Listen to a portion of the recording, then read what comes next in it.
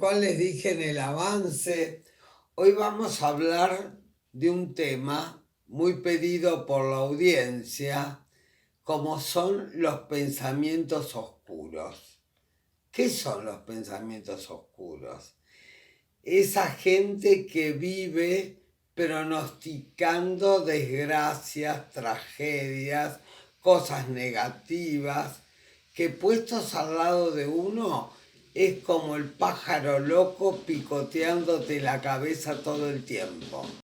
Todo va a salir mal, todo va a salir peor, todo es una tragedia, esto es una catástrofe y el mundo se transforma en esa palabra, se transforma en una catástrofe. Yo no hablo del falso optimismo ingenuo, que todo es una maravilla, que todo está bárbaro, pero hay algo que se llama equilibrio, porque frente a tanta catástrofe, terrorismo de Estado, que usan los políticos, los médicos, los especialistas, los cirujanos, cuando dicen, la agarramos justo a tiempo, qué sé yo, todo es tan relativo, como decía Einstein, todo es tan relativo, depende tanto de la singularidad de cada uno de nosotros, de cada sujeto, somos tan diferentes todos, que da un poquito de miedo ser tan diferentes.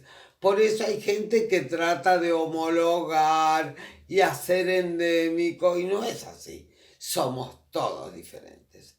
Un tema que quiero tratar antes de desarrollar el tema de pensamientos oscuros, porque esto lo veo en la clínica, es algo que parece una verdad ya de perogrullo en casi 19 años de programa.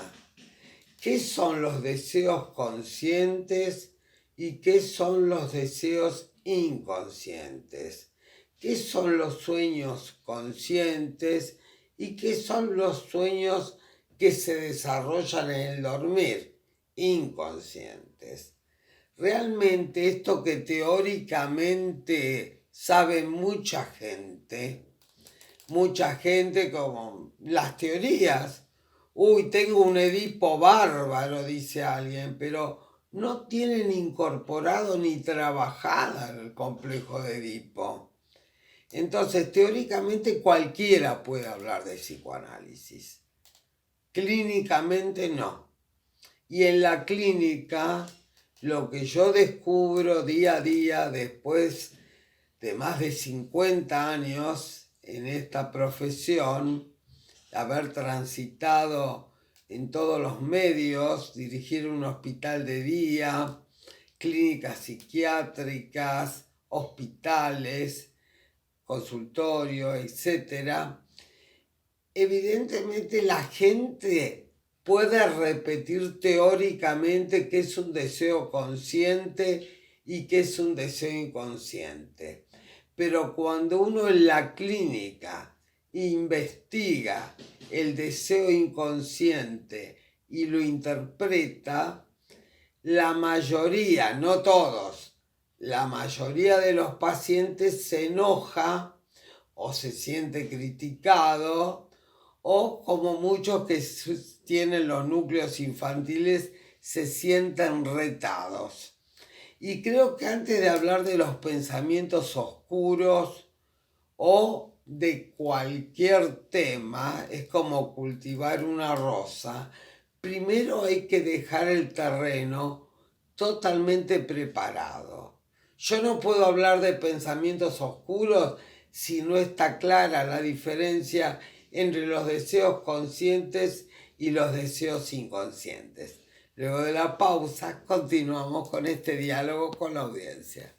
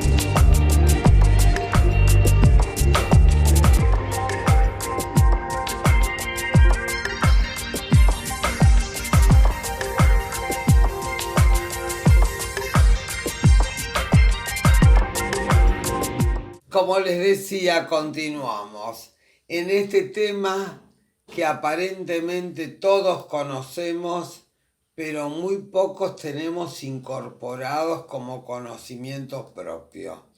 ¿Cómo es la diferencia entre los deseos conscientes y los deseos inconscientes? Por ejemplo, una paciente ayer me comentaba que estaba muy entusiasmada con hacer un viaje al exterior, con el marido, con la familia, etcétera, feliz, contenta, bueno, todo aprobado, maravilloso, feliz, conscientemente feliz, contenta, con ganas de hacer el viaje, ¿sí? Al exterior.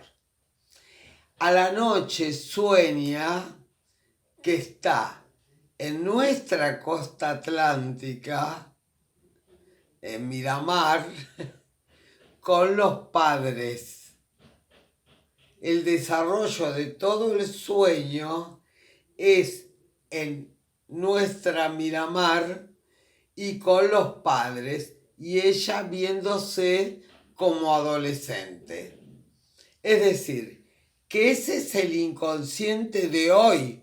No es que los psicoanalistas vamos a la infancia. La infancia se queda incorporada en el paciente o en el sujeto. Acá quedó incorporada esta adolescente con su noviecito de ese momento y con sus padres. Quiere decir que desde el punto de vista inconsciente, el deseo era estar con los padres en Miramar. Acá no hay coincidencia, no hay cercanía. La única cercanía, lo único que es el puente de conexión es el viaje. Pero uno es el viaje a Miramar, el otro es un viaje al exterior. Es decir, que acá hay mucha distancia entre los deseos conscientes y los deseos inconscientes.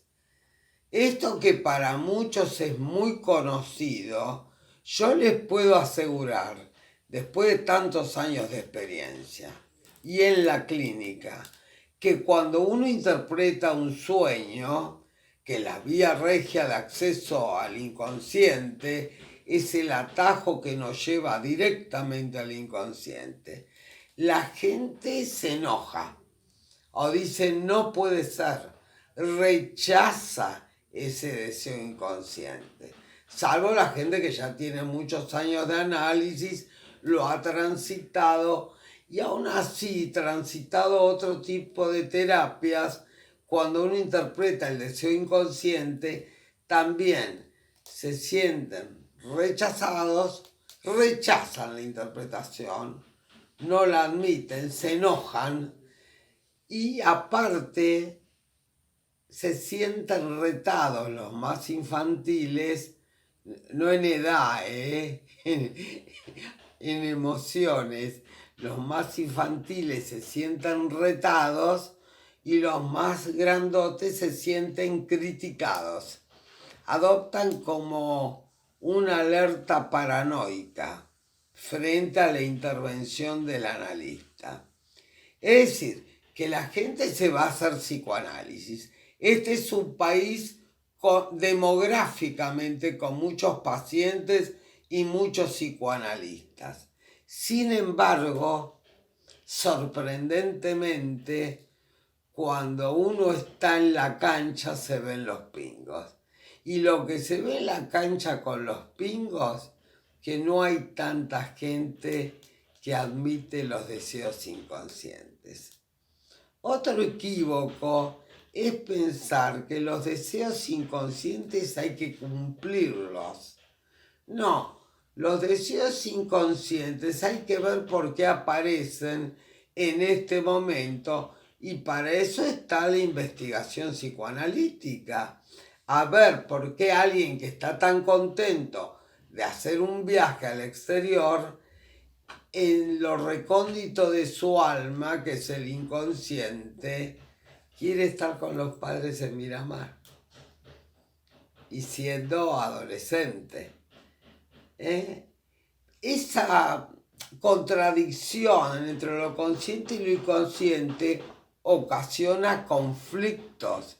Estos conflictos se transforman en síntomas, que son una transacción. Pueden ser síntomas psíquicos, físicos, cualquier tipo de síntoma. Es decir, en ejemplos más difíciles, por ejemplo, gente que está con enfermedades terminales, con cáncer, con enfermedades cardíacas, enfermedades autoinmunes graves, todo el mundo dice, le pone onda, quiere vivir, y la paciente o el paciente se levanta diciendo que le gusta la vida, que quiere a todo el mundo, etc. Eso es consciente, pero si uno investiga el motivo inconsciente, que es lo que enferma realmente, se va a dar cuenta que aparte que lo que dice conscientemente, que es válido, a nivel inconsciente hay una serie de deseos y conflictos que desarrollan la enfermedad, desarrollan los síntomas. Por ejemplo, una enfermedad autoinmune es un suicidio celular. La diabetes también, porque no utiliza su propia insulina, no abren la boquita las células para que la insulina se mete. Es una conducta autodestructiva. El cáncer se vuelve loco, es una locura en el cuerpo. El cáncer es cuando un montón de células re jóvenes irrumpen y es lo que se llama cáncer. Hay distintos tipos de cánceres, pero cuando aparece las ganas de vivir, que son conscientes, uno investiga el inconsciente, por algo se hizo un cáncer. Un cáncer es sinónimo de muerte, todavía, a pesar de que hay mucha curación, hay mucha evolución en la medicina, hay muchos cánceres que se transforman en temas crónicos, en enfermedades crónicas que permiten al sujeto seguir viviendo, que no es poca cosa. Evidentemente algo formó el cáncer. Evidentemente hay un libro del doctor Luis Chiosa, que para mí es uno de los que más me gusta, que se llama Cáncer, que va de lo psíquico a lo celular y de lo celular a lo psíquico. Hay mucho rechazo todavía a las teorías psicosomáticas, pero para muchos de nosotros todas las enfermedades son psicosomáticas, todas. El asunto que no siempre se puede descubrir cuál es la motivación inconsciente, o cuando uno lo descubre ya es tarde. Es decir, pero teniendo en cuenta esto, otro tema que está de moda con el tema del virus y la pandemia es la inmunidad. No, a mí no me va a pasar nada. Otros dicen el virus no existe. Otros dicen que la pandemia es un invento geopolítico. Otros dicen que es un tema político-económico. Niegan y reniegan del virus. No se cuidan, que es lo único que podemos hacer, cuidarnos. Y ahora las vacunas que realmente hay que seguir cuidándose, pero vamos en buen camino. Y, por ejemplo, la gente de estos pensamientos oscuros con los que empecé el programa, a pesar de los pensamientos oscuros, se contradice con la conducta fáctica, con la conducta consciente. Es gente que todo el tiempo está, como digo yo, lo inventé el otro día con el rulo tanático de la pulsión de muerte, ¿no? Todo el rulo, todo es negativo, nada va a salir, todo es malo. Y realmente hay gente que le va mal. Porque eso que dicen viene del inconsciente. Hay algo en el inconsciente que hace ruido, como dice la gente de ahora, hace ruido y hay una percepción en la conciencia de ese ruido inconsciente. Se trata de conflictos muy fuertes, en general infantiles. Yo tenía una amiga que ya partió, filósofa, economista, que decía, los chicos se copian de los padres. Como los monos, se copian las conductas. Los chicos se copian de los padres.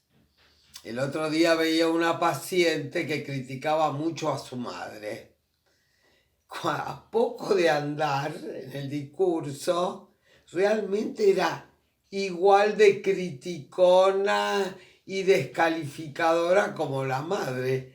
Aquello mismo que le criticaba era lo que ella actuaba permanentemente. Y todo es así. La gente se deja llevar. Yo no digo que la voluntad no sea necesaria, pero lo fundamental es ir al foco del incendio, porque realmente el foco del incendio, el foco de los pensamientos oscuros, esa gente que dice todo el tiempo que se va a matar, que no tiene sentido vivir, que para qué, toda es negativo, en realidad le arruinan más la vida a los otros que a ellos mismos. Porque hay gente que en general vive muchos años. No, yo soy realista. No, vos sos pesimista. Y en el fondo es una agresión contra el otro. Porque como siempre les digo, el suicidio es un asesinato en el inconsciente. Nadie atenta contra su propia vida. Siempre es un asesinato lo que está en juego. Siempre uno quiere matar al otro. Lo que no sabes a quién quiere matar. Hay pequeños destellos, lapsus, fallidos, sueños, donde se ve claramente el desarrollo del asesinato. Pero hay mucha resistencia a descubrir la verdad del inconsciente, la verdad de nuestro aparato mental. Como decía Freud, comentándole a Jung, dice, profesor, ¿no puede sacar lo sexual un poco de todo lo sintomático, etcétera? Y Freud le dice, no sería psicoanálisis. Evidentemente, dentro de 100 años, le dice Freud a Jung, las resistencias van a ser mayores. Luego de la pausa, vamos a las reflexiones finales, como siempre.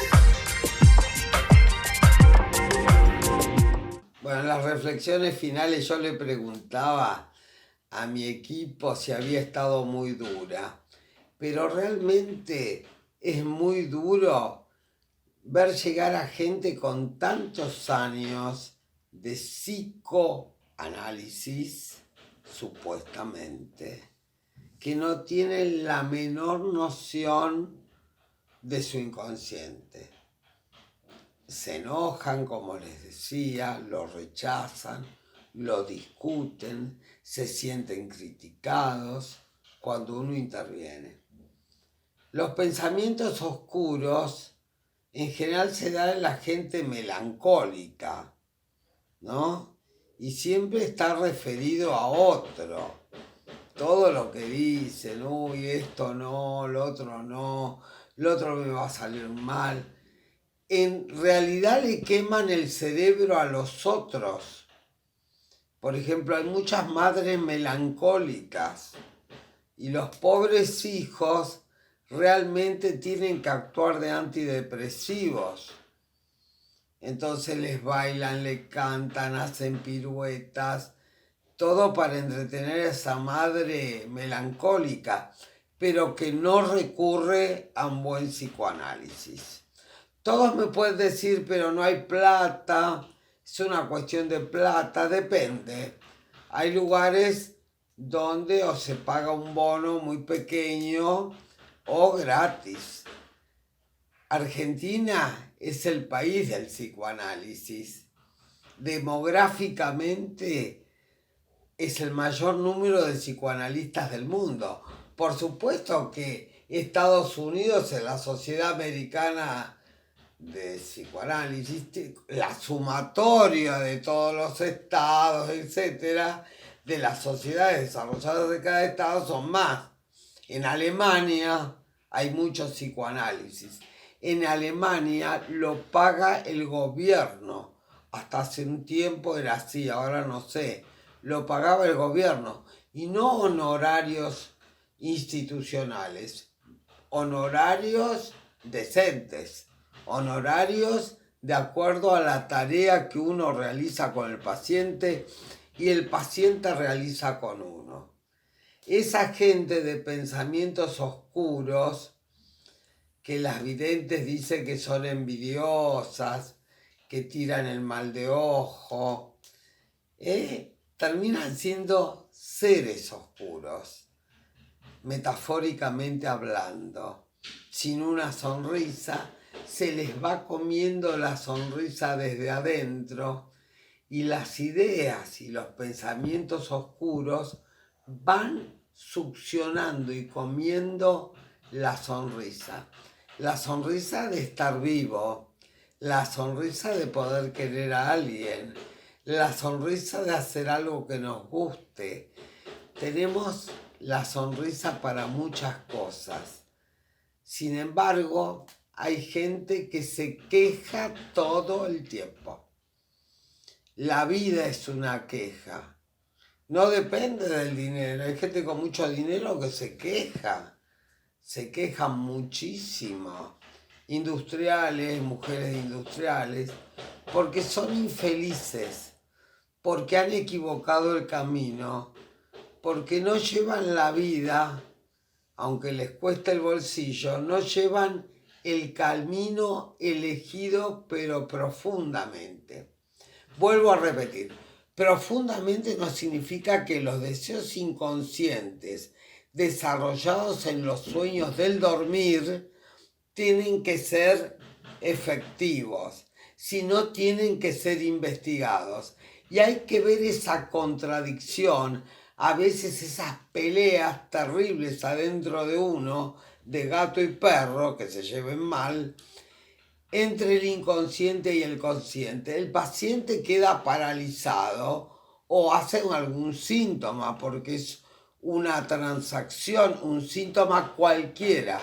Hablar es una transacción, porque el inconsciente va eligiendo qué dice, en la fluidez o en los filtros que uno tiene.